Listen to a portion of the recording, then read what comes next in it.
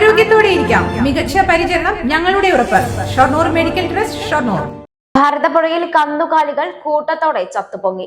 പട്ടാമ്പി മുതൽ തൃത്താല വെള്ളിയാങ്കല്ല് വരെയുള്ള ഭാഗത്താണ് സംഭവം.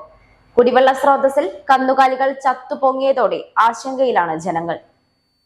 പട്ടാമ്പി മുതൽ തൃത്താല വെള്ളിയാങ്കല്ല് വരെയുള്ള വിവിധ ഭാഗങ്ങളിലായാണ് കന്നുകാലികളുടെ അഴുകിയ ജഡം പൊങ്ങിയത്. 7 ജഡങ്ങളാണ് ഇതുവരെ കണ്ടെത്തിയിട്ടുള്ളത്. അറവിനായി കൊണ്ടുവരുന്ന കാലികളെ കച്ചവടക്കാർ പുഴയിൽ ഇറക്കി വിടുന്നതിനെതിരെ വ്യാപക പ്രതിഷേധമാണ് ഉയരുന്നത്. ഇത് തൃത്താല അത്താണി എന്ന ഭാഗമാണ്, ഓടവക്കിനാണ്. ഇവിടെ 2-3 ദിവസമായി ഒരു സ്മെല്ല് വരുന്നു. അതിനെപ്പറ്റി ഞങ്ങൾ പുഴയിലിറങ്ങി നോക്കുമ്പോഴാണ് പോത്തിൻ്റെ ഒരു ശവം കണ്ടത്. അത് ഈ പരിസരം, ഇത് കുടിവെള്ളമാണ്.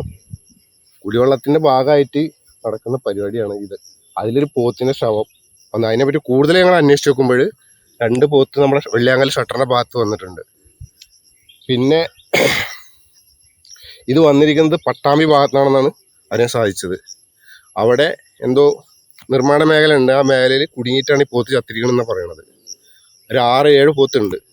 അതിവിടെ വന്നിട്ടിപ്പോൾ എല്ലാം ഈ ചത്തിട്ട് അവരെ മറവ് ചെയ്യാതെ അതിനെ വിട്ടാക്കിക്കാണ് ഈ വെള്ളത്തിലേക്ക്. അതിൻ്റെ ഒരു പ്രതിഷേധം നമ്മുടെ ഭാഗത്തുണ്ട്.